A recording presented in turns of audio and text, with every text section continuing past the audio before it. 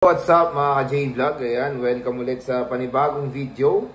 So sa video na to, bigay naman tayo ngayon ng first impression rumors when it comes sa lalabas na iPhone this year. At yan ang iPhone 17 Air. Ano kaya ang mga nasagap na natin mga rumors sa specs na itong smartphone na to?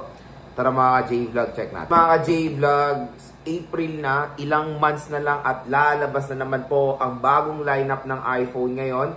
At meron tayong rumors na medyo mag-iiba ang lineup ng iPhones ngayon. Siyempre 17 series na tayo ngayon at medyo may bago po tayong maririnig na pangalan ng iPhone ngayon.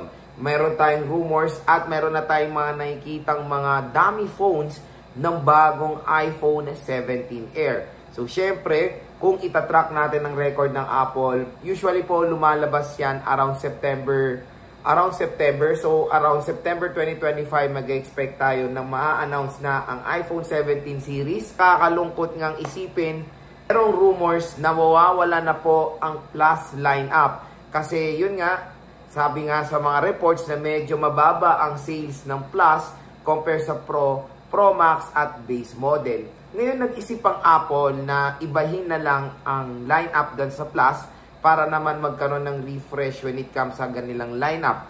Kasi nung tinanggal nila yung mini, yun din yung pinakamababang sales nila. Kaya inisip nila na gawing Plus, pero sad to say medyo mababa rin ang sales ng Plus compare sa base model at Pro Max. Kaya ngayon nag-isip si Apple ng mas magandang idea na bigyan nila ng Air version naman ang iPhone. So yun nga ang iPhone 17 Air. Marami na ako nakikita mga rumors ng dummy units nito at nakakita na rin ako sa mga sikat na content creators na ina-unboxan nila yung mga dummy units ng iPhone 17 series.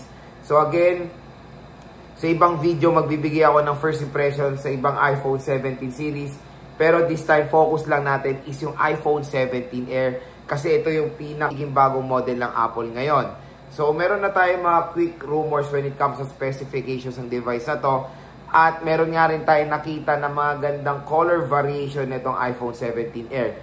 Maganda na in-stick pa rin nila yung color variation sa base model ng iPhones. Kasi ako, bumibili ngayon ako ng mga base model dahil sa mga color variation nila.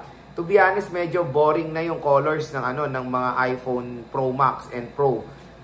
Sobrang parang dun sila sa side na premium talaga sila na gold, silver, mga ganyang color lang. Dito naman sa mga base model kasi parang tinatawag nating fun colors yan, di ba? At maraming nagkaka-interest sa mga base model. Unang-una rin reason dahil din sa kanilang colors. Ako, bumili ako ng iPhone 16 dahil nagustuhan ko tong color na to, yung ultramarine. Nga, sabi sa mga reports na may stick din naman sila dito sa iPhone 17 Air when it comes sa mga colorful colors. So, yun nga, meron tayong bali-balita sa screen nito is nandito sa lineup ng 6.6, 6.7 at meron pa ako nakitang lineup na at meron pa ako nakitang rumor na nasa 6.9 inches ang screen size nitong iPhone 17 Air. So meron tayong mga speculation when it comes sa screen size iba't iba. Pero malakas ang kutob ko nasa 6.6 or 6.7 inches to. I-stick nila yung screen size ng iPhone Plus model para meron din pagkakaiba syempre sa Pro Max. Kasi yun nga sa 16 series, in-upgrade nila yung screen size ng Pro at Pro Max. May difference sa base model at Plus version. At ang nakakalupit nga dito, kung nakakita na kayo ng iPad Pro M4, meron akong Pro M4, halos ganun kanipis po yung ilalabas silang iPhone 17 Air. Grabe, sobrang nipis.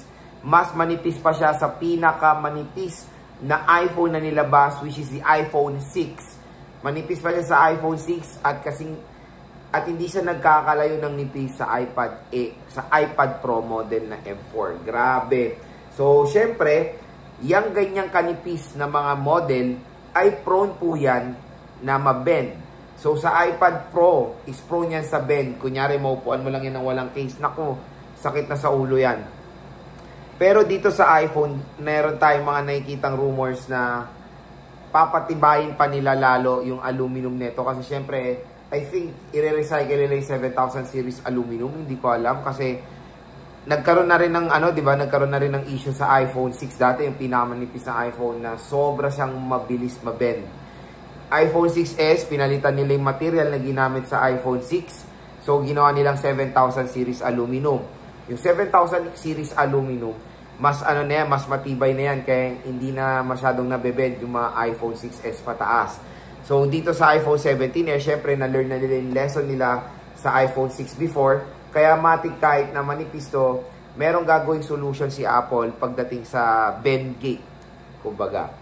So, when it comes sa resolution, pareho rin naman sa Plus na merong Super Retina XDR OLED display, pero meron tayong makikitang rumors na LTPO OLED na po ito. So, mas advanced or mas upgraded pa yung magiging resolution netong iPhone 17 Air. At ang nakakatuwa, even sa base model ng iPhone 17, magkakaroon na raw ng 120Hz screen refresh rate. So, syempre, a big jump yan sa iPhone 16 na naka 60Hz. So, meaning to say, magkakaroon na rin finally ng always-on display ang iPhone 17 base model. Kasalungkot dito sa iPhone 16 hanggang ngayon ay wala pong support sa always-on display.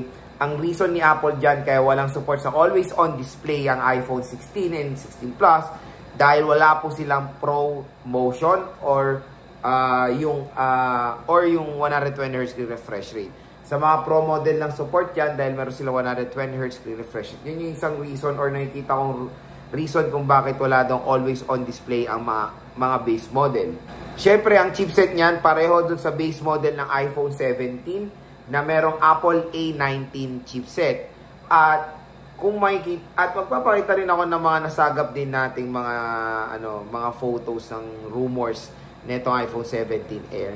Single camera lang po to. Tinanggalan nila to ng ultra wide camera para meron din ako nabasa na tinanggalan nila ng camera na isa, sininggle lang nila para kahit na sobrang nipis siya, magkaroon siya ng makunat na battery.